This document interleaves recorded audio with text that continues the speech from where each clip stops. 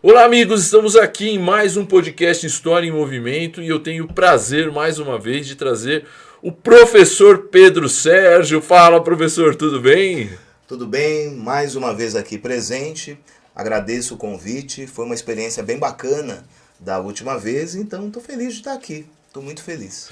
O professor Pedro Sérgio, hoje, ele já falou sobre descobrimento do Brasil, com várias informações que eu também não sabia, mas hoje nós vamos falar de futebol. Mas não só de futebol, mas futebol e política. Eu desde criança ouvia que futebol, política e religião nós não podíamos discutir. Mas não, aqui nós vamos discutir, nós vamos falar sobre isso com muitas informações interessantes que o professor Pedro Sérgio vai trazer para a gente. Professor, no backstage nós estávamos conversando que a sua ideia de trabalho de doutorado era falar de futebol, é isso? Então, quando eu estava ainda na graduação em História, lá nos anos 90, começo dos anos 90, eu pensei em começar a fazer pesquisa acadêmica sobre futebol.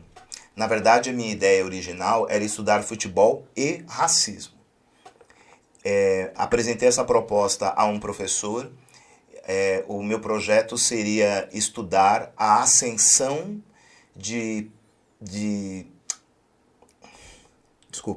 a ascensão de parte da população negra através do futebol. Se a população negra enxergava o futebol como um espaço de ascensão social.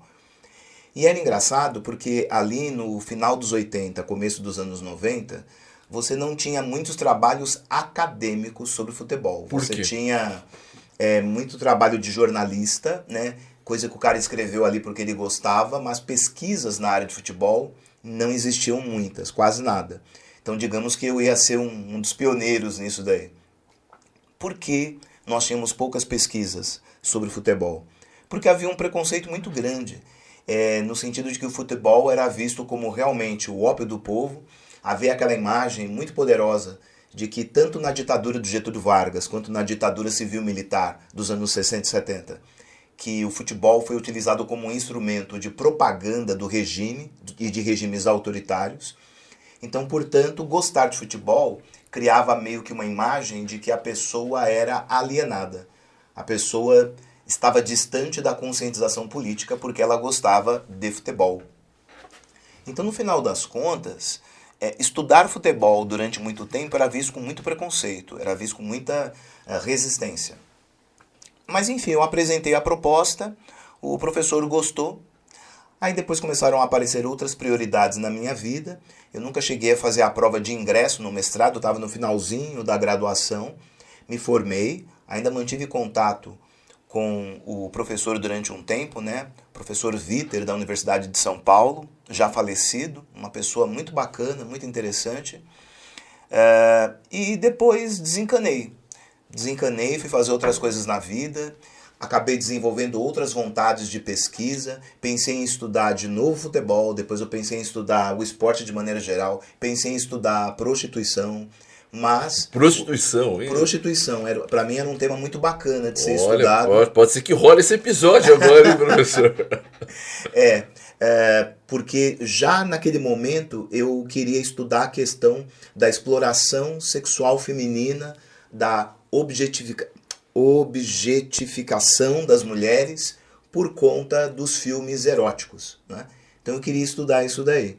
No final das contas eu fui desenvolvendo a área de educação, acabei me especializando na área de educação. Meu trabalho de mestrado foi voltado para a questão de educação, meu doutorado será nisso também. Mas eu continuei lendo sobre futebol, continuei lendo sobre racismo e fui desenvolvendo a minha própria visão sobre este tema. Então por isso que eu estou contente de poder estar aqui e compartilhar um pouco do que eu li ao longo da minha vida. E não virou livro, não virou pesquisa, mas vai virar uma boa conversa, tomara. E mais uma vez eu quero lembrar, pode ser que você aí que está assistindo, em algum momento teve aula com o professor Pedro Sérgio, porque o professor deu aula em colégio público, cursinho, que mais, professor? Colégios privados, dei aula em curso superior, então, assim, acho que eu estive em quase todos os lugares aí possíveis na área de educação. Professor, vamos lá. Qual o episódio, pode ser como torcedor ou já como alguém que estuda, né, como professor, que o senhor lembra que o senhor identificou, falou, poxa vida, mas o esporte, aí o futebol tá andando lado a lado com a política e eu já vou ficar de olho nessa situação. Então, uma coisa pode parecer engraçado, né? Qual é a minha memória mais antiga, né? Do que eu consigo me lembrar de quando eu era criança? A coisa mais antiga que eu consigo me lembrar é um jogo de futebol. Qual jogo? Né? Um jogo que acho que 100% das pessoas que gostam de futebol se lembram, que é o jogo entre Fluminense e Corinthians em 1976. É o famoso jogo da invasão corintiana, não é? Porque algumas coisas que foram conversadas antes do jogo acontecer, antes da invasão e tudo mais, mas que chamavam a minha atenção, quando começavam a discutir sobre a questão de qual time ou qual classe social estava representada por determinado time. Isso na imprensa? Na imprensa. Havia já aquela imagem de que o Fluminense era o time da elite do Rio de Janeiro, tanto que o símbolo do Fluminense era um cara de cartola. Então o símbolo do Fluminense identificava como sendo um time da elite, portanto o Flamengo seria o time mais popular, digamos assim. E aqui em São Paulo, fazendo um paralelo, seria o Corinthians, o time popular, e o São Paulo Futebol Clube, o time da elite. Então as pessoas diziam que seria o jogo do time do povo contra o time da elite. E eu era criança, eu tinha 6 para 7 anos, eu não entendia muito bem o que aquilo significava. Mas eu fui vendo os meus irmãos mais velhos, eu fui vendo meu pai, minha mãe, eles conversando a respeito disso. E eu prestava atenção. Eu falava, mas então, assim de maneira meio inconsciente, a gente torce para o Corinthians porque somos pobres? Na minha cabeça eu queria fazer essa conta, não é? Somos pobres, logo torcemos para o Corinthians? Então quando eu fui para a escola, tinha outros garotos pobres. Para qual time você torce? Ele, São Paulo. E eu pensava, mas ele é pobre, por que ele torce para o São Paulo? Essas coisas não fechavam na minha cabeça. Eu era uma criança bem bem diferente. Gostava de várias coisas que todo mundo gosta, mas eu assim, e mesmo sem entender muito, eu lia jornal. Eu tinha acabado de ser alfabetizado e eu tentava ler jornal, esse tipo de coisa. Então aquele jogo acabou me impactando. Aquele jogo acabou me impactando para eu entender o que ele significava socialmente e politicamente. Aquilo ficou na minha cabeça. O time do povo e tudo mais. Eu lembro que o Osmar Santos, ele insistia nisso. Na transmissão, acho que ele estava na Jovem Pan na época. Na transmissão ele falava isso. O Corinthians, o time do povo, o time do povo. Ele falava isso várias vezes. Aquilo foi ficando marcado. E daí para diante eu não parei mais. Daí para diante, para mim era natural fazer referências em relação a grupos sociais, relação a qual o papel do governo. Já se discutia na época que quando o Brasil não estava bem economicamente, que algum time popular ganharia campeonato.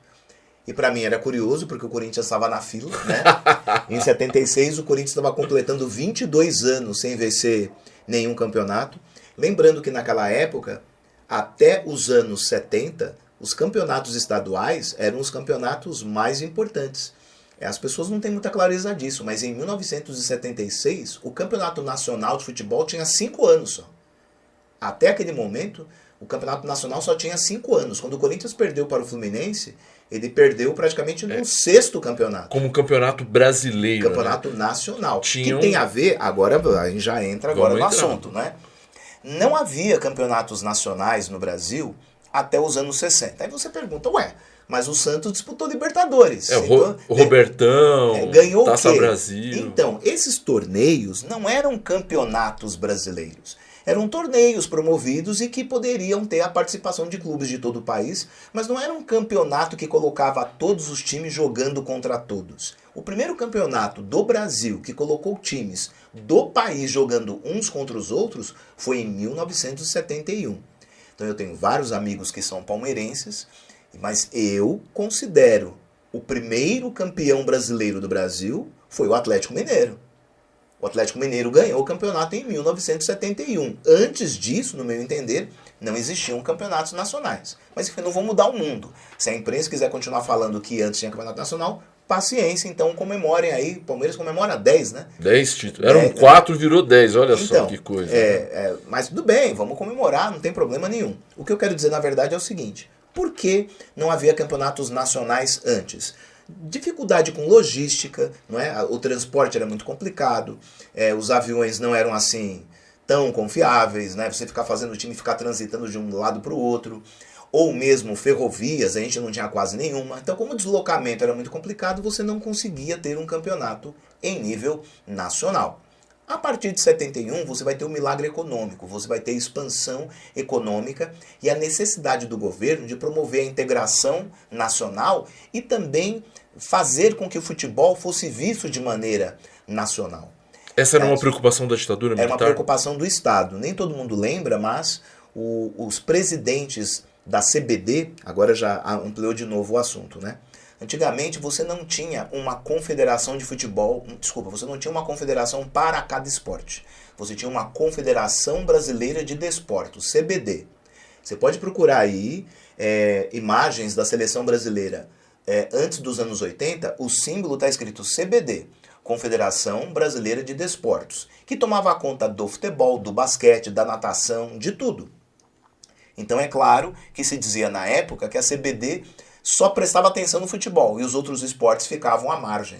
Só no finalzinho dos anos 70, comecinho dos anos 80, que começou a se discutir a descentralização disso e nascer uma confederação para cada modalidade. Aí é que você vai ter confederação de vôlei, confederação de basquete e assim por diante. Enfim, os presidentes da CBD eram militares. Quem comandava o esporte no Brasil eram militares. Eu espero não estar enganado, mas eu creio que o Giulito Coutinho era da Aeronáutica, que era o presidente da CBD, à época que a seleção brasileira realmente teve assim um grande destaque. O pessoal lembra que antes foi o João Avelange, aí o João Avelange foi para a FIFA, coincide com a ditadura militar e aí os militares começam a tomar conta da CBD. E vem aquela preocupação, precisamos de times do Brasil inteiro representados no campeonato nacional. Aí, a partir de 71, que você vai ter um torneio envolvendo clubes de todo o país. Eu lembro que era uma época bacana, porque, não a ditadura, pelo amor de Deus, mas era uma época bacana você poder ver com frequência os times dos outros estados. A gente, morando em São Paulo, conhecia o time do Flamengo, conhecia o time do Botafogo, Fluminense, Vasco da Gama, Grêmio, Internacional de Porto Alegre, o Atlético Mineiro, o Cruzeiro, a gente conhecia todos os times. E era muito legal porque os jogadores da seleção brasileira estavam nessas equipes. Você tinha a torcida para o cara ir para a seleção e depois você tinha a torcida para o cara jogar bem na seleção. Era então um outro momento, mas um momento claramente no qual o futebol respondia aos anseios e às necessidades da ditadura militar. Então hoje você assiste o Campeonato Brasileiro e não tem ideia de que foi uma preocupação política também para que da ditadura militar, enfim, do período militar no Brasil, para que houvesse uma integração do país e de todos os times ali também, enfim. E acho que, não sei se a palavra é essa, professor, popularizar, porque o futebol já era muito popular. O futebol foi popularizado no Brasil nos anos 20 e 30. E tem a ver também com outra ditadura, que é a ditadura do Getúlio. Então, eu ia perguntar sobre isso. O senhor falou da ditadura do Getúlio, a gente vai voltar para essa época aqui da ditadura militar. Como que o Getúlio usou o futebol a seu favor? Então, são duas coisas. A primeira delas, todo mundo aprende na escola que havia um órgão do governo que meio que era inspirado no Ministério da Propaganda da Alemanha nazista, que era o DIP, Departamento de Imprensa e Propaganda. Foi esse departamento que passou a tomar conta do futebol. Passou a administrar o DIP tomava conta do futebol, tomava conta do Carnaval do Rio de Janeiro, determinando quais eram os temas que poderiam ser usados nas escolas de samba. Censura, hein, professor? Eu posso até estar enganado, mas até hoje, os desfiles das escolas de samba do Rio de Janeiro têm que ter como tema a história do Brasil, porque essa era a obrigação determinada pelo DIP lá na era Vargas, nos anos 30, 40. Aí assim, quando os jogadores estrangeiros iam ser matriculados para jogar em times brasileiros, quem fazia a matrícula era o DIP. Então você imagina, um órgão de propaganda do governo organizava não só o futebol, mas organizava até quem poderia jogar. E foi o DIP que instaurou uma coisa muito interessante. O rádio era o principal instrumento de propaganda da época, a comunicação via rádio chegava em todo o território nacional, e aí você vai ter a Rádio Nacional do Rio de Janeiro, que era uma espécie de Rede Globo da época, ela é encampada pelo Estado, o Estado passa a tomar conta da Rádio Nacional. É como se o governo virasse o administrador da Rede Globo e as transmissões radiofônicas de futebol atingiam todo o país. A capital do Brasil era o Rio de Janeiro. Então, os jogos transmitidos para todo o país eram de onde? Dos times do Rio de Janeiro. Claro, São Paulo depois tem a questão do crescimento industrial. Então, você tinha na Rádio Nacional a transmissão dos jogos dos times do Rio e dos times de São Paulo. Está explicado porque Flamengo e Corinthians têm torcida no país inteiro. E agora a gente está acompanhando um fenômeno que eu acho negativo, porém inevitável. Há 20 anos, só quem era aficionado por futebol acompanhava os torneios europeus. Logo, as crianças torciam para times do Brasil e o sonho do menino, quando você entrevistava um garoto que ia disputar a Copa São Paulo de Futebol Júnior, qual era o sonho desse menino? Jogar no Corinthians, jogar no Flamengo, jogar no São Paulo, jogar no Palmeiras. O sonho desse menino era esse. Hoje, você tem os campeonatos europeus de futebol transmitidos na TV aberta brasileira. À tarde você liga a televisão e está passando o campeonato europeu. Resultado, chega numa escola hoje em dia, pega esses meninos de 10, 11, 12 anos, eles torcem para clubes europeus. O menino torce para o Real Madrid, para o Barcelona. E torce mesmo, ele né? Torce. Ele acompanha o jogo, escala o time e tudo mais. Então, olha que loucura. Por isso que eu acho que é negativo. A partir da década de 30, com o Getúlio, você cria a seguinte situação. Um rapaz que morasse no Ceará, ele tinha o time dele local, que podia ser Ceará, Fortaleza, e ele tinha o time dele do coração, que podia ser o Flamengo ou o Corinthians. Hoje, a gente está chegando numa situação, chegamos numa situação na qual, o menino tem um time local, mas ele torce para um time europeu. Então ele é corintiano, mas torce para o Barcelona. Ele é São Paulino, mas torce para o Real Madrid. Eu acho isso horrível. Segunda coisa, você chega para os garotos das divisões de base e pergunta para eles, qual é o seu sonho? Onde você quer jogar?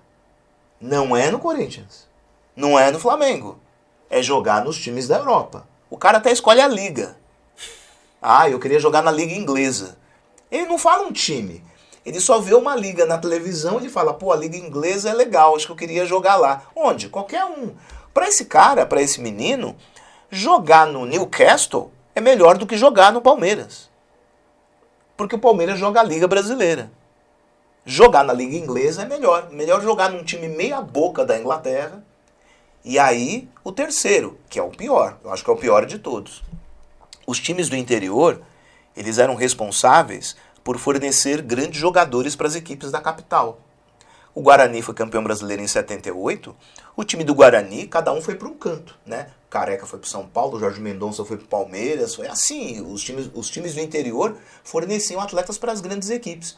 O Corinthians ganhou da Ponte Preta em 77, ganhou da Ponte Preta em 79. Nos anos seguintes, você viu os caras da Ponte Preta jogando no Corinthians. Sabe aquela coisa assim? Foi difícil ganhar desses caras, vamos contratar esse pessoal. Hoje, você vê jovens que as torcidas brasileiras nem viram jogar direito. Pega o Vini Júnior. Quanto tempo os torcedores do Flamengo viram o Vini Júnior? Acho que menos de um ano, professor. Né? E assim, o camarada estava, e tem até uma entrevista, né, gravada disso daí, é o Vini Júnior e o Paquetá. Aí o repórter pergunta pro Vini Júnior, qual é o seu sonho em não sei quanto tempo? Aí ele fala, eu quero estar numa liga europeia e ser campeão da Champions League. O Paquetá até brinca, só isso? Você não quer mais nada? Tudo bem, aconteceu. Que bom pro Vini Júnior isso daí. Mas para quem é um pouco mais velho e viu o que era o nosso futebol, viu o que isso representava para a sociedade, eu fico muito triste. Eu queria, mas eu não tenho como mudar uma realidade. Esses jovens, eles têm uma oportunidade única de se dar bem economicamente. São jovens que não têm uma perspectiva real de que através do estudo e do trabalho eles vão conseguir a ascensão social. O futebol acaba sendo um atalho. Então eu querer condenar um jovem de uma família pobre a querer jogar bola, resolver o problema financeiro dele e da família inteira, e fazendo isso na Europa é muito mais fácil, não tem como eu querer ficar julgando isso daí. Eu estou fazendo aqui um retrato da realidade social, mas e acaba sendo meio que inevitável. Mas a gente poderia tentar, sei lá, pensar de uma outra forma, pensar de uma outra maneira. Ô professor, então o senhor acha que foi a primeira vez que a política influenciou mais o futebol foi com o Getúlio? Essa popularização do rádio e tal? Antes do Getúlio você tinha uma ação do Estado contra o futebol, porque o futebol era um esporte de elite e à medida que ele começou a se popularizar, você tinha aquela disputa entre as ligas, não é? Por isso que fica uma discussão, times que se formaram, times que acabaram, qual torneio é considerado título, qual torneio não é considerado título, aquele período do futebol amador ainda e tudo mais. Então, antes do Getúlio, você tinha essa discussão de qual seria o papel do futebol na sociedade. Digamos que no governo do Vargas se constatou que o futebol, era popular, 2, era um instrumento muito importante para você, querendo ou não, dar um sentido para a população. Então, eu não estou bem no trabalho, eu não estou bem na minha vila, eu não estou bem, mas o meu time está bem. Então, com isso, eu fico feliz. Os sindicatos também tinham seus próprios torneios de futebol. Posso dizer, então, que com Getúlio Vargas você tem uma ação de Estado sistematizando como é que o futebol vai funcionar. E é interessante que isso coincide com as Copas do Mundo, não é? A primeira Copa do Mundo é em 1930. Ou seja, o futebol sendo organizado em nível mundial coincide com a era Vargas. Então seria até estranho se o governo getulista não tivesse feito isso. Então o senhor acha que a partir do governo Vargas... Porque, como o senhor já mencionou, o futebol, quer queira ou quer não queira, ele é usado também como instrumento de alienação, né? Uhum. A pessoa foca ali, enfim... Ele não consegue ver o mundo de outra forma no o time dele. E não tem nenhum problema torcer para o seu time, enfim. Mas obviamente o futebol não é tudo, né? Então, mas o senhor acha que neste momento ali a coisa começa a ir por esse caminho de, como o senhor falou, minha vida não está tão legal, mas meu time está bem e tal? Então, isso foi visto tanto no governo do Vargas, foi visto no governo da ditadura civil-militar, né? Vamos lembrar que o Médici, né, o terceiro presidente da ditadura militar, né, o terceiro ditador, ele frequentava estádio de futebol, né, a imprensa o fotografava com um radinho de pilha no ouvido, vendo jogos. Nossa, né? Parece um certo presidente assim que nós tivemos.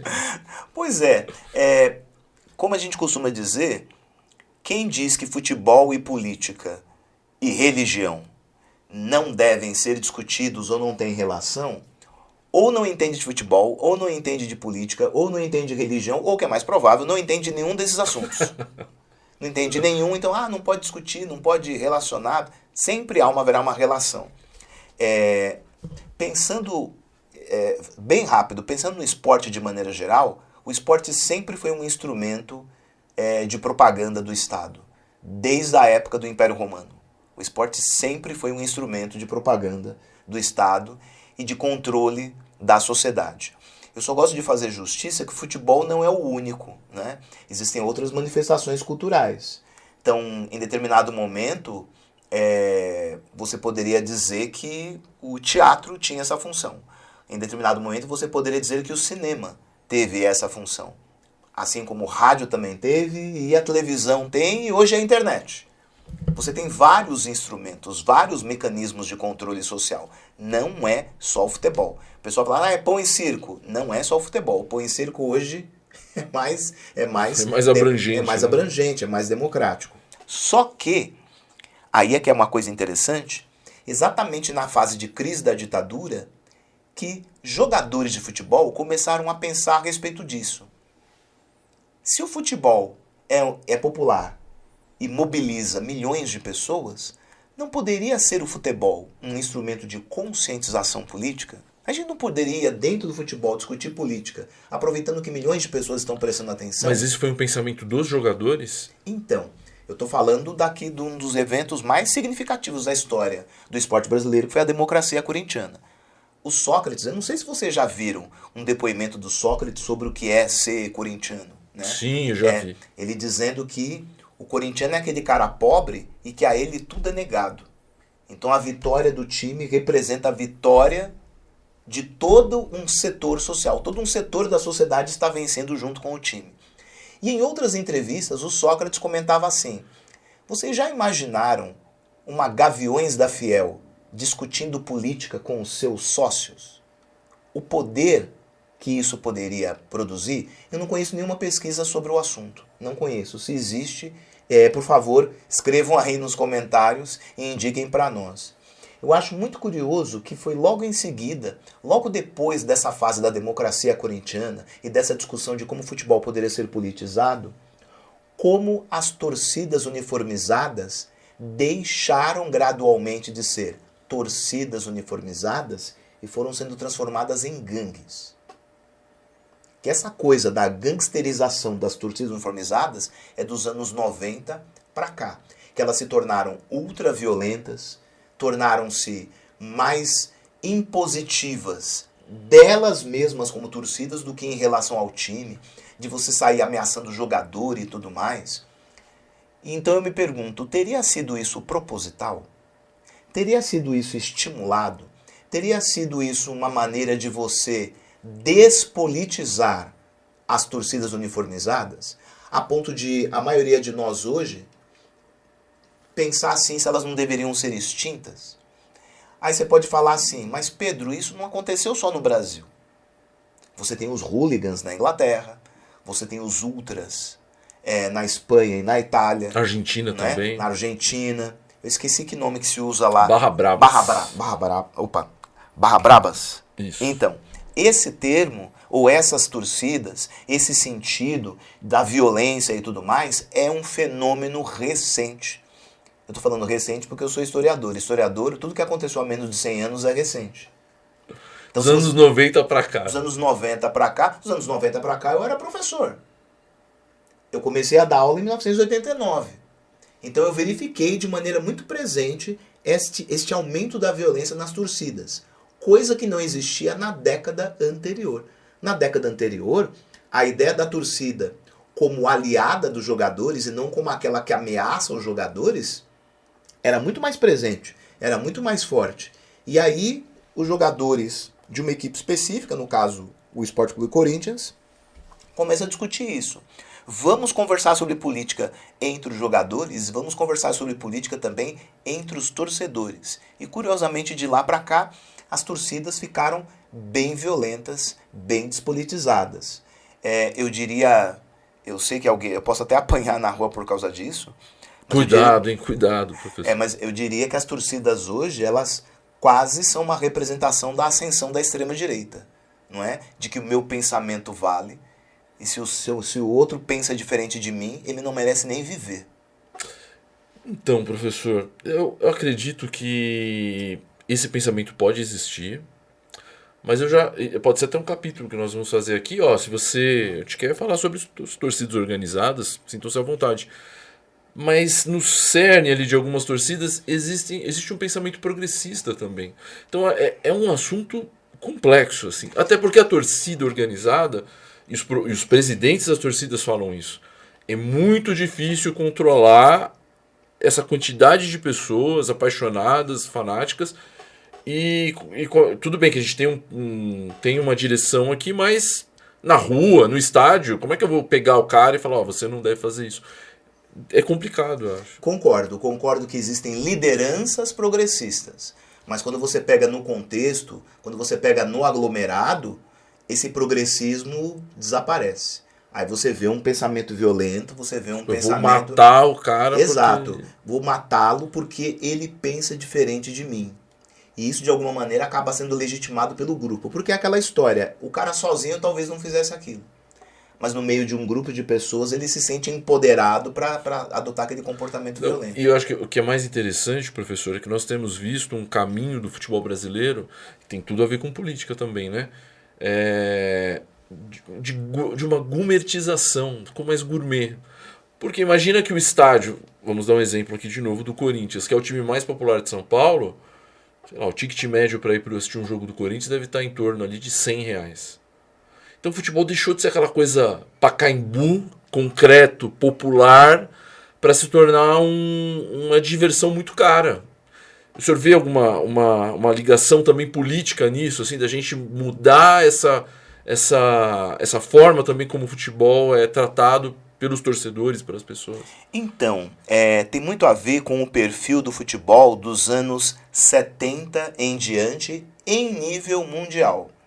O futebol era um instrumento muito importante de autoafirmação das nações, extremamente vinculado à questão do nacionalismo, à representação do país, e exatamente com a ascensão de um brasileiro à FIFA, que é o João Avelange. Quando o João Avelange chega à FIFA, você tem o futebol como um negócio. O futebol deve ser entendido como um negócio. Quando você pega então as Copas do Mundo antes da Copa do México, eram Copas que obviamente eram grandes festas. Da Copa de 70, né? Exato, eram grandes festas. Ah, é verdade, né? Porque o México teve a Copa de 86 também. Eram grandes festas, mas que as pessoas iam para o estádio. As pessoas comuns iam para o estádio. Você começa a pegar a partir da Copa de 74 da Alemanha, o vínculo do esporte com empresas só se intensifica. A questão da bola ser da Adidas. Obrigatoriamente a bola ter que ser da Adidas. O patrocínio dos times, das seleções. Os times. Eu não tenho dúvida de que em algum momento você terá seleções com patrocínio na camisa. Você tem nos agasalhos. Nos agasalhos está ali o patrocínio. Na equipe jogando, atuando, não tem. Mas tem, por exemplo, aquela história muito curiosa que todo mundo já deve ter ouvido falar, que a seleção brasileira de 82, vários jogadores tinham contrato com uma empresa de refrigerante. Então quando o cara marcava o gol, ele tinha que comemorar o gol na frente da placa da empresa de refrigerante. Eu vou assistir os jogos de novo para ver isso. O Serginho Chulapa que contava muito bem isso daí.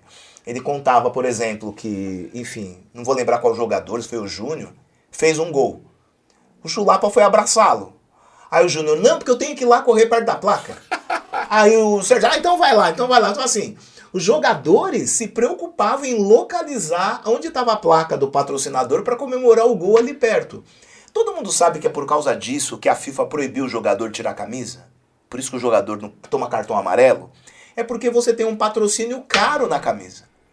Você tem um patrocínio caro. Aí o cara faz o gol, é a hora que a câmera vai focar a camisa, vai mostrar o nome do patrocinador, o cara tira a camisa. Como que a FIFA resolveu o problema? Dá cartão pro camarada não tirar a camisa. E mesmo assim tem jogador que tira não e é toma porque, cartão, né? Porque, gente, o futebol é um negócio muito maluco, né? É muito difícil fazer gol. É muito difícil. Você pode ter jogo de basquete que um time vai ganhar de 100 a 20, mas o outro time fez 20 cestas. Então você consegue fazer cesta. Você consegue fazer ponto no vôlei e tal, não sei o quê. Fazer gol no futebol é muito difícil. O jogo acaba 0 a 0. Aí o camarada fica tão feliz, super contente que ele fez o gol, o cara tá comemorando, tá naquela alegria, aí vem alguém e diz assim, você não pode ficar alegre. Controla aí, rapaz, não pode ficar alegre. Mas eu fiz um gol. Não pode. Então o cara não pode tirar a camisa, o cara não pode comemorar com o público, ele não pode nada. Ele não pode nada. Você tá cerceando o direito do cara de ficar feliz. Eu lembro do Jô Soares uma vez brincando, falando o seguinte. Como é? Que na regra dizia que o jogador que comemoraram de maneira exacerbada tal, o Jô Soares falou assim, né? É mais fácil proibir o gol. Pede desculpa, né? Faz o gol e fala... Né? Proíbe o gol, pronto. Proíbe, não tem que dar cartão pra ninguém e tal. Não coloca o gol. Coloca os caras só jogando e não tem gol no campo. Aí pronto, acabou. Ninguém vai comemorar nada e tudo mais. Tinha um programa na Bandeirantes, não sei se esse programa ainda existe. Era apresentado pelo saudoso Alexandre Santos, que era um narrador de futebol muito bacana, muito original. Era legal antigamente futebol com aqueles bordões, não é? Então, Silvio Luiz também. Nossa, muito, muito bacana. Aí ele apresentava um programa chamado Gol, o Grande Momento do Futebol. Então eu acho engraçado que de um lado você tinha o Alexandre Santos dizendo que o gol é o grande momento do futebol. E do outro lado o Carlos Alberto Parreira, que fez o Brasil vencer uma Copa do Mundo empatando e ganhando nos pênaltis que o outro cara errou. Né? A gente não conseguiu fazer, o cara teve que errar pra gente ser campeão. E o Parreira dizendo que o gol é um detalhe. Olha os dois momentos, né? Um dizendo o gol é o grande momento do futebol. O outro falando o gol é um detalhe. Se tem uma coisa que eu acho que poderia realmente ser pensada, discutida e felizmente está, tem muita pesquisa sobre isso, é a interferência das empresas no futebol. O quanto as empresas estão interferindo e descaracterizando o futebol. E, por fim, o quanto o interesse econômico está expulsando os mais pobres do estádio de futebol. A presença do mais pobre não interessa mais. Você hoje faz um estádio para poucos.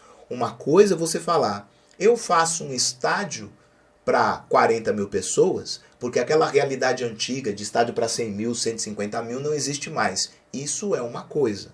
A outra coisa é fazer um estádio para 40 mil pessoas, porque você coloca numa planilha qual é o suficiente para você fazer o estádio ser administrado, lucrativo, com ingresso caro. Então você pode perceber que todos os estádios recentes que têm sido construídos é nessa faixa de público, entre 40 e 50 mil lugares.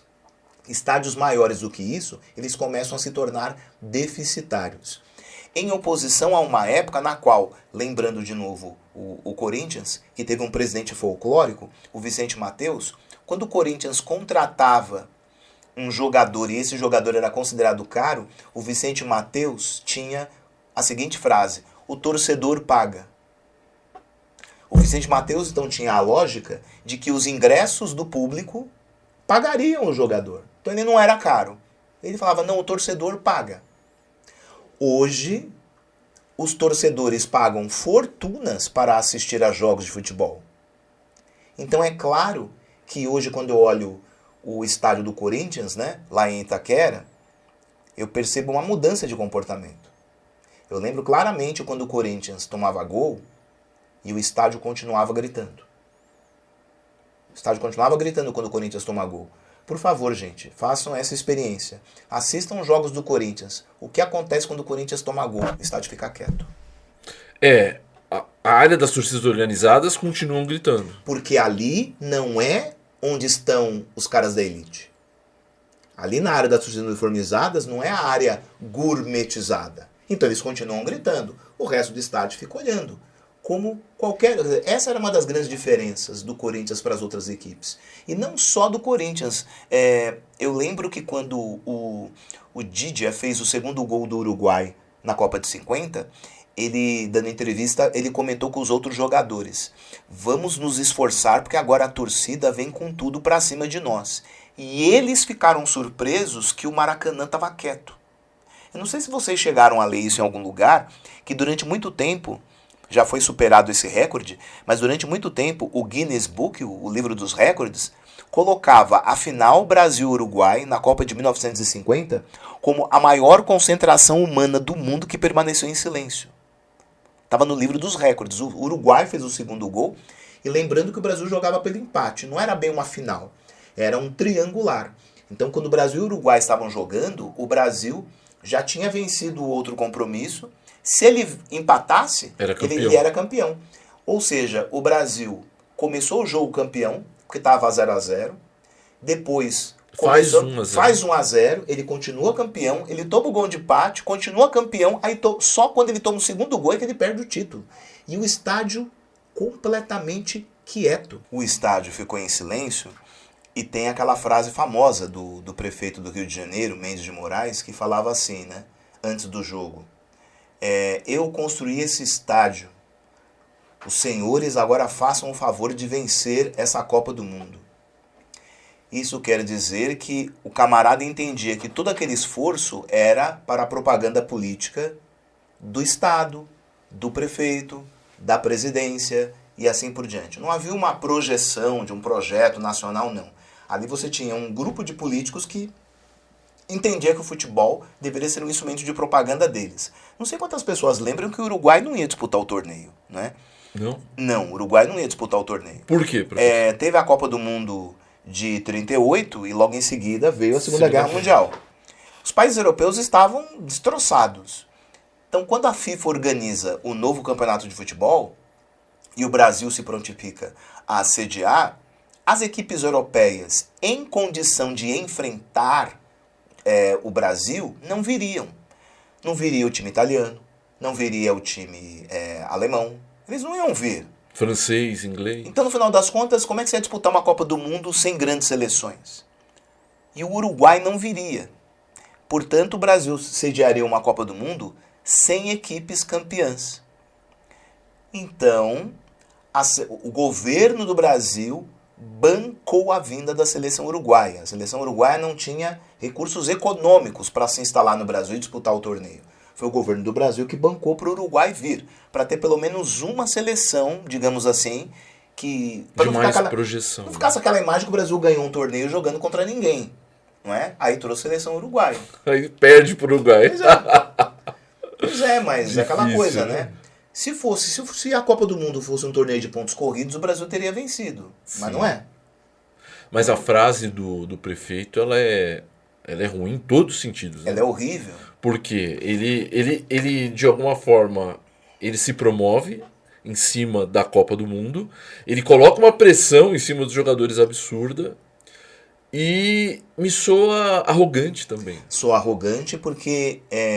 Agora eu vou pedir desculpas, eu não vou lembrar quem disse essa frase, que diz que o brasileiro não gosta de esporte. O brasileiro gosta de ganhar. Então, quando você tinha grandes pilotos, todo mundo curtia automobilismo. Hoje que nós não temos pilotos de ponta, a audiência desabou. A mesma coisa de uma hora para outra, todos os brasileiros começaram a gostar de tênis, né? Porque tinha o Gustavo Kuerten. Aí saiu o Guga, pronto, ninguém está assistindo o torneio. Quando eu digo ninguém, é o público de maneira geral. O que faz com que as pessoas assistam futebol? É porque o Brasil geralmente tem um bom desempenho. Aí o cara dizia, o brasileiro gosta de ganhar. Eu falei do prefeito, mas é importante falar também das manchetes da época. Que antes do jogo acontecer, vários jornais já tratavam como favas contadas que o Brasil seria campeão. Tem uma foto, inclusive, uma foto da seleção brasileira e a manchete. Esses são os novos campeões do mundo. Foi o jornal publicado no dia que o Brasil perdeu para o Uruguai. Então a pessoa amanheceu, foi à banca, comprou aquele jornal. Realmente, a gente vai vencer o campeonato. E, enfim. Não é bem assim. Não é bem assim. Faltou combinar com os uruguaios. Futebol é jogado. Professor...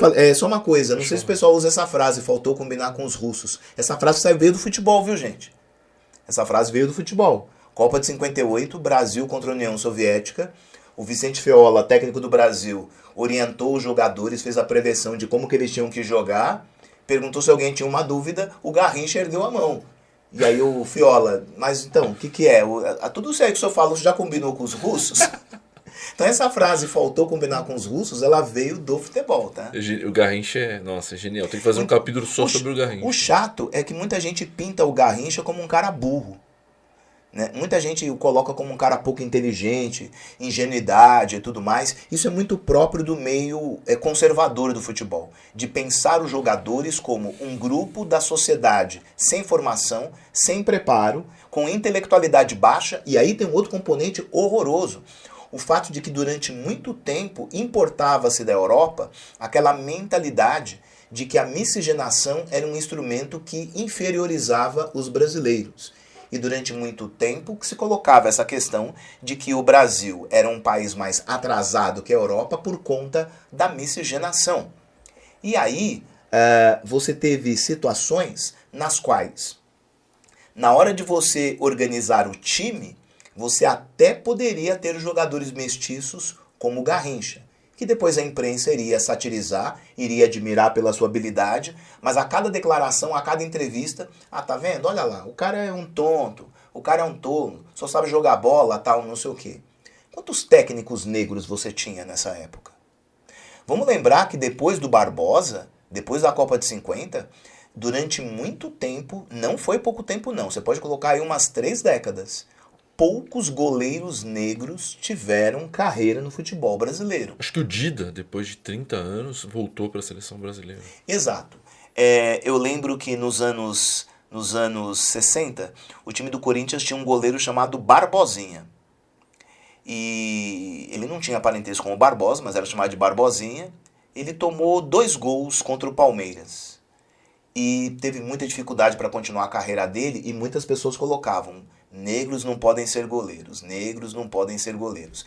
Pouca gente sabe, mas o Barbosinha, goleiro do Corinthians, é pai de uma figura muito famosa, o Silvio Almeida. Né? O Silvio Almeida, intelectual, ministro dos Direitos Humanos, o pai dele era o Barbosinha. Outra coisa também interessante para se destacar, nos anos 60, o governo salazarista português também utilizou o futebol como instrumento de propaganda.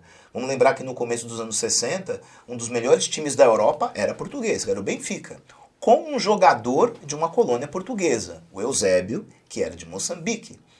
Mas, enfim, Moçambique fazia parte de Portugal, então ele jogava na seleção portuguesa. E isso também em Portugal, assim como no Brasil, era utilizado como uma demonstração de que os portugueses não eram racistas. Então aquela história de que o sucesso de um jogador negro seria uma demonstração da sociedade como um todo, da ausência da questão de que havia discriminação racial. Algo que nos Estados Unidos seria impensável. Nos Estados Unidos, muitos atletas bem-sucedidos continuaram sempre denunciando a questão da discriminação. Mas aqui no Brasil, durante muito tempo, o sucesso de atletas negros era uma prova de que não havia discriminação. Era uma prova de que o Brasil era uma democracia racial. Por isso que a figura do Pelé acaba sendo sempre lembrada. O Pelé é uma figura muito importante na história do futebol, mas que nós temos uma imensa dificuldade para discutir a respeito dele. Porque de um lado você tem um setor da sociedade com uma cobrança imensa, e eu não vou dizer que é uma cobrança injusta, mas também não sei até que ponto ela é, mas não vou dizer que ela é injusta, de que o Pelé deveria se posicionar politicamente, principalmente na época da ditadura militar. Havia essa cobrança. E do outro lado, aqueles que dizem que o Pelé era isso mesmo. Ele ouvia todos os xingos, todas as ofensas, todos os impropérios, e isso nunca o fez diminuir. Ele nunca se vitimizou, utilizando a expressão da moda, ele nunca se vitimizou. Então o Pelé demonstrou que a verdadeira luta contra o racismo é ouvir tudo isso e jogar muita bola, tal, não sei o quê. E eu acho que essas duas visões são muito complicadas. A ideia de que o Pelé ouvia tudo aquilo e não reclamava, como se no futebol você vivesse num mundo paralelo e pode tudo. Então a torcida pode falar qualquer coisa, porque está valendo. Você pode gritar qualquer coisa para o seu oponente, porque está valendo. Então se de repente você fala alguma coisa para um jogador, ele se sente ofendido, e isso é uma vitória sua, olha só, eu consegui desconcentrá-lo. Eu falei uma coisa absolutamente horrorosa e eu desconcentrei. Eu vou usar aqui uma comparação, e eu peço desculpas pela comparação que eu vou utilizar. É como se você tivesse uma partida, na outra equipe tivesse um jogador judeu, e eu falasse assim para ele: e aí, os seus parentes morreram em algum campo de concentração? Nossa, e eu achar que eu tenho o direito de falar isso. Eu achar que isso faz parte do jogo. Que isso é um instrumento legítimo de desconcentrar o outro camarada. Você falar alguma coisa que profundamente o ofenda. As pessoas acham, então, que no campo de jogo tudo vale. E é muito importante as pessoas entenderem. Às vezes na arquibancada também eles acham que aí tudo que tá vale. A questão. Se a gente faz isso dentro do campo, o torcedor entende que isso é legítimo. Se o jogador pode, eu também posso. Por isso que as pessoas têm que fazer uma reflexão muito profunda sobre o que se passa no ambiente do futebol. Porque aquilo é exemplo para toda a sociedade. Se aquilo é exemplo para toda a sociedade, a imprensa tem um papel importante. A maneira como a imprensa vai abordar o assunto. Vamos falar, por exemplo, do caso do momento, que é o Vini Júnior. Muitos dizem que a imprensa espanhola tenta diminuir o que aconteceu. Ou que as coisas que acontecem com o Vini Júnior é porque ele provoca os torcedores. Então, mas tenta, né? Porque um jornalista perguntou se ele não ia pedir desculpas por tudo que aconteceu. Aí ele até ri pro jornalista. Fala assim, você tá maluco, né? Pois é. Mas vamos lembrar do caso do Aranha. Quando o Aranha foi ofendido no estádio do Grêmio, qual foi a postura da imprensa? A postura da imprensa realmente o apoiou? Ou quantos estavam ali dizendo que ele estava se vitimizando? Que ele devia ouvir esse tipo de coisa e continuar jogando? Que ele não podia generalizar, mas não era a torcida toda do Grêmio. Você tem que pensar no que você está falando. Em que medida o Aranha realmente recebeu o apoio da imprensa? Não recebeu. Será que a imprensa brasileira não é mais parecida com a espanhola do que a gente imagina? Será que a imprensa não usava o Richarlison, ex-jogador de São Paulo, hoje comentarista de futebol, não usava o Richarlison como um instrumento de brincadeira e de piada? Que no meio dos comentários alguém falava, ó, cuidado, aí vai sair com o Richarlison e tal. Qual é a reflexão que a imprensa brasileira faz sobre a sexualidade? A imprensa brasileira trata a sexualidade como uma questão da natureza das pessoas ou trata a sexualidade como um desvio, ou trata a sexualidade como uma coisa que, vamos fazer de conta que isso não existe. Eu me lembro de um comentarista esportivo, muito respeitado, não vou citar o nome dele aqui, que o comentário era sobre futebol feminino, e quando chegou na vez dele, a frase foi: mas esse futebol nem é muito feminino, viu? Se você for ver essas jogadoras aí, não é um futebol muito feminino, não. E a pessoa não se dá conta que aquilo que ela está falando serve de referência para toda a sociedade. Todo mundo está vendo o cara dizer aquilo. Um outro comentarista esportivo, também muito conhecido, num programa da televisão, questionou a barba do goleiro Muralha, dizendo: se eu fosse o Muralha, eu cortava essa barba. Ele está parecendo um homem-bomba do Iraque. Aí você fala: meu Deus do céu. A pessoa fala uma coisa dessa, via satélite, para o país inteiro assistir, ele não se dá conta do preconceito que ele está construindo contra os islâmicos. Então, se o camarada ostenta aquela barba, ele parece um islâmico, islâmico é terrorista, homem-bomba e assim por diante. Ele não consegue perceber isso.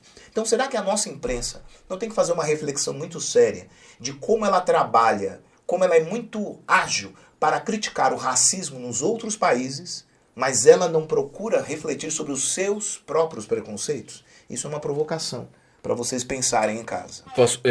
Professor, concordo com o que o senhor está falando, mas não que as coisas tenham mudado com a imprensa. Mas percebo, e essa é a pergunta que eu faço agora para o senhor, já existe uma discussão. Já existe alguém levanta a mão... Que seja o Casagrande, a Miri Lacombe, a Ana Thaís Matos. Eu estou citando essas pessoas, jornalistas que eu acompanho. Não concordo com tudo, mas eles... peraí, pessoal, acho que não é por aí. E isso eu acho muito legal.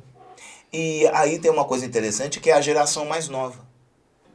É a geração mais nova, é a geração de um outro momento político e social do país. É uma geração na qual o convite à discussão é intenso.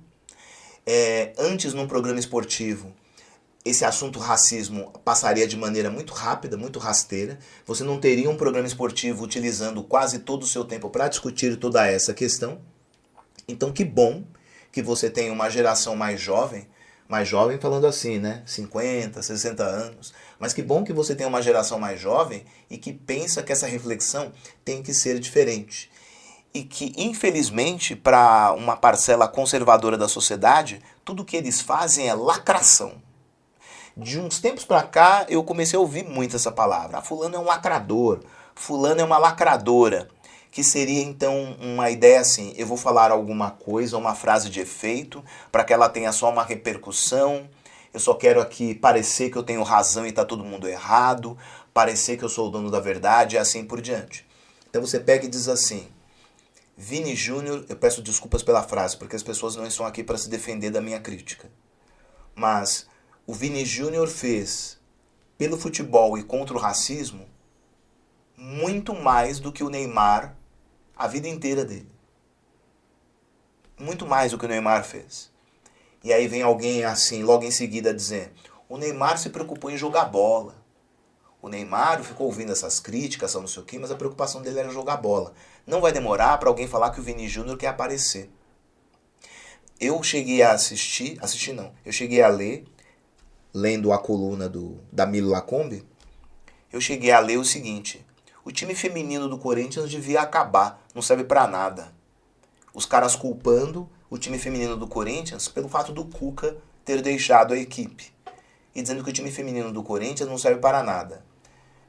Vocês que estão aí me acompanhando e que são corintianos, nos últimos anos, se os corintianos gritaram "é campeão", foi por causa do time feminino. Como assim o time feminino não serve para nada? É um dos melhores do Brasil. Não. Assim, pode não ganhar o campeonato, mas se você olhar o histórico dos últimos 5, 6 anos, é o melhor time feminino do Brasil. Talvez não ganharia de times como o Lyon, da França, talvez não ganhasse, não é? Acho que inclusive perdemos essa oportunidade, né? Teve um ano que o Lyon foi campeão europeu, o Corinthians foi campeão da Libertadores, alguém sugeriu fazer um jogo com as duas equipes. Mas com o calendário não rolou, teve pandemia, uma série de coisas, acabou não rolando. Mas eu acho que aquele time do Corinthians até teria condição de vencer. Só para dizer o seguinte, o time do Corinthians é um exemplo de competência e bom trabalho. É um exemplo. E de como as meninas sabem do seu papel e como elas sabem usar o microfone quando o microfone é colocado na frente delas. Teve um jogo do Corinthians contra um time uruguaio na Libertadores. Não vou lembrar agora a equipe uruguaia que o Corinthians jogou, peço desculpas. E uma jogadora uruguaia ofendeu racialmente uma jogadora do Corinthians. As meninas ficaram revoltadíssimas, inclusive 2 chegaram a chorar de raiva. A arbitragem mandou o jogo continuar. O Corinthians continuou jogando bola e continuou fazendo gols. E todo gol que o time fazia, todas erguiam o braço direito. Todas erguiam o braço direito. O técnico do Corinthians erguia o braço direito. Fazia o gol, erguia o braço. Fazia o gol, erguia o braço. Quando acabou a partida, foram entrevistar a capitã da seleção uruguaia. A moça... O time uruguaio. Do time uruguaio, né? Do time uruguaio. A moça só falava assim: quero pedir desculpas em nome da minha equipe se alguma jogadora do Corinthians se sentiu ofendida. Não somos racistas. Aí o cara falava, mas então da partida, ela falou, sim, não jogamos bem, mas eu quero pedir desculpas. Ou seja, a postura do time fez com que a outra equipe refletisse a respeito do que aconteceu. E eu tenho certeza que lá no vestiário, a pessoa que ofendeu a jogadora do Corinthians foi duramente repreendida pelas demais. Tenho certeza disso. E é por isso que nós temos que tomar muito cuidado com a questão da discussão a respeito do racismo no futebol. O que está acontecendo no mundo agora, discutindo em torno do que houve por conta do Vini Júnior, não é uma discussão sobre o Vini Júnior, não é uma discussão sobre o Real Madrid. Aquilo é uma discussão civilizatória. A gente tem que compreender o que nós queremos ser enquanto civilização. Se nós ainda queremos achar que o espaço do futebol vale tudo, vale a ofensa, vale a intimidação, vale o abuso, vale o racismo, se tudo isso é coisa do jogo, ou se nós, enquanto civilização, queremos ser uma sociedade diferente. Mas, professor, eu ia fazer exatamente essa pergunta agora para o senhor. Eu li e vi matérias sobre isso, sobre a ditadura do Franco na Espanha. Uhum. Que o comportamento, e eu vou deixar isso muito claro para quem está assistindo, eu não acho que todo espanhol seja racista, mas existem muitos racistas na Espanha. Que o comportamento das torcidas espanholas, que as coisas não são assim porque são. Que a ditadura do Franco tem uma influência muito grande para esse comportamento, enfim, do cidadão comum na Espanha. Eu gostaria que o senhor falasse um pouco sobre isso. Bom, primeiro lembrar que a ditadura do Franco foi uma das mais longas da história, né? A ditadura franquista começa em 1939, termina em 75. É uma das ditaduras mais longas da história. Há quem diga, mas eu não vou afirmar isso de maneira categórica, porque seria leviandade da minha parte, que explica a hegemonia do Real Madrid. Por que o Real Madrid é o time hegemônico da Europa? Porque era um time que recebia apoio do Estado. O Real Madrid sempre foi um time multinacional. Várias outras equipes espanholas não tinham recursos para trazer grandes jogadores. O Real Madrid sempre teve. Não é? Então que o Real Madrid era meio que um símbolo da projeção espanhola na questão da ditadura. Como o Benfica foi em relação a Portugal e assim como a seleção brasileira foi, principalmente na Copa de 1970. Mas também em relação ao Franco, que isso exacerbou o nacionalismo em algumas regiões. É o caso, por exemplo, do País Basco. Durante décadas, a equipe do Athletic Bilbao, que é a principal equipe do País Basco, não tinha jogadores que não fossem bascos. Que você, de alguma maneira, utilizava a equipe para reforçar a questão do nacionalismo. Então isso ainda é muito poderoso, isso ainda é muito forte na sociedade espanhola. E assim como no Brasil, a sociedade espanhola não trabalhou muito bem a questão da transição da ditadura para a democracia. O que eu chamo de não trabalhou muito bem? Na Argentina, terminada a ditadura, aconteceu uma coisa poderosíssima. Os militares foram julgados. Eles foram para o banco dos réus, alguns condenados. Aqui no Brasil, terminada a ditadura, nós temos os ditadores homenageados em espaços públicos, em estrada, avenida, viaduto e assim por diante. A mesma coisa acontece na Espanha. Na Espanha você também tem monumentos em homenagem a pessoas que fizeram parte da ditadura. Então eu imagino que essa transição acabou preservando alguns elementos da época do ultranacionalismo. E que isso de alguma maneira vai acabar se revertendo em xenofobia. Isso vai acabar se revertendo em outros tipos de preconceito. O que é lamentável. Mas enfim, que bom que nós estamos discutindo isso. As pessoas podem achar esquisito, mas o único jeito de superar um problema é falando a respeito dele. Se nós não falarmos a respeito dos nossos problemas, não haverá como superá-los. Eu creio que isso é o que incomoda um pouco muitas pessoas, não só na Espanha, mas também no Brasil.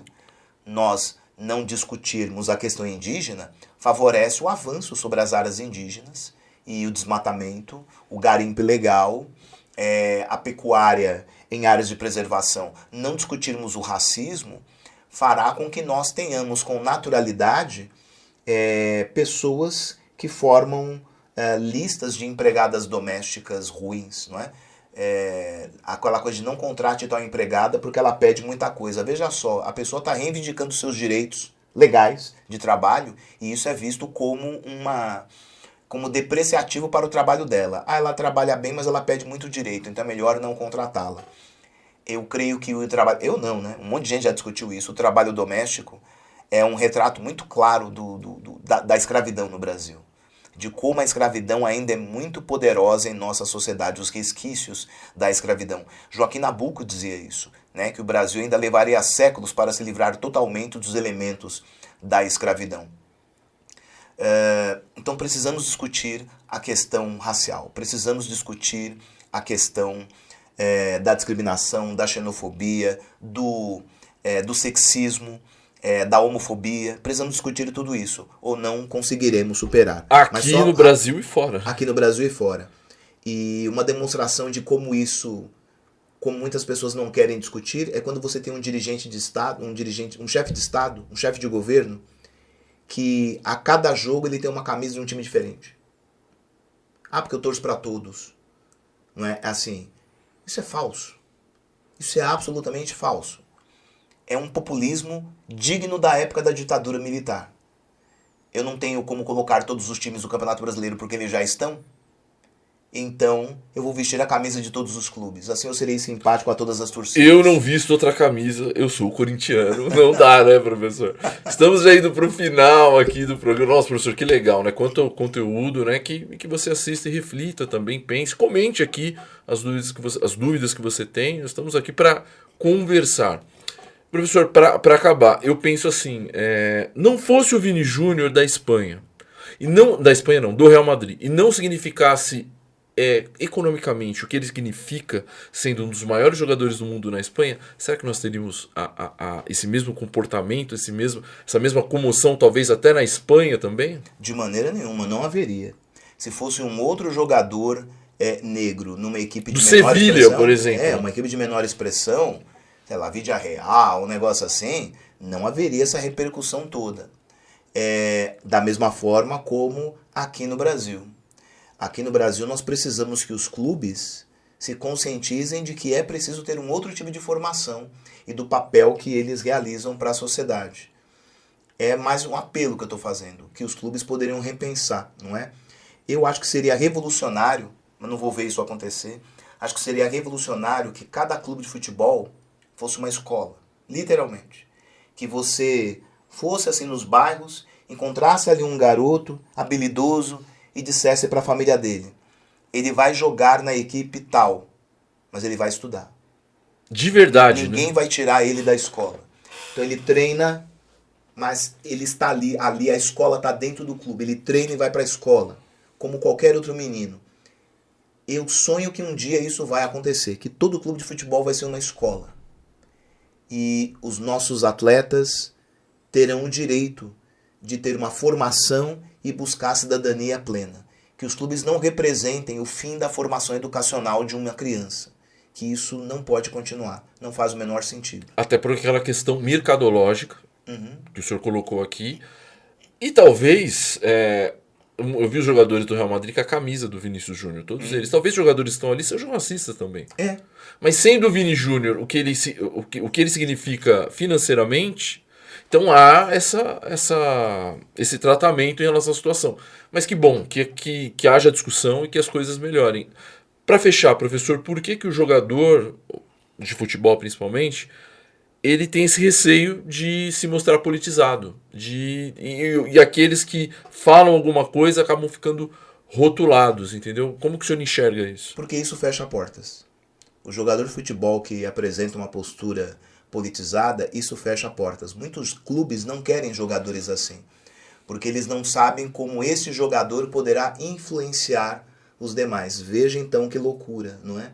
Assim como na década de 30, Getúlio Vargas vai perseguir os operários politizados, não é? O único operário que podia existir era aquele que enaltecia o governo getulista. Um operário politizado não poderia ficar na empresa, deveria ser demitido, esse tipo de coisa. Os clubes têm medo dos jogadores politizados. Assim como muitas vezes os meios de comunicação têm medo de artistas ou jornalistas politizados. Porque a hora que a pessoa resolver questionar toda a estrutura, eventualmente a própria empresa, a própria emissora, o próprio clube onde ele trabalha pode ser questionado. Mas eu, sinceramente, sou um otimista. Eu vejo muitas coisas ruins que aconteceram, mas eu também vi muitas coisas boas. E eu tenho a esperança de que as coisas boas irão superar as ruins. Que legal, muito boa essa frase, que as coisas boas vão superar as ruins e que educação seja uma preocupação do nosso país, né? Que não se cortem verbas da educação, que possamos estudar história para entender como as coisas são, geografia, matemática. Você não precisa ser um matemático, mas você ter uma noção matemática das coisas, literatura, português, porque assim nós vamos construir não só jogadores de futebol melhores, mas pessoas melhores, um país melhor.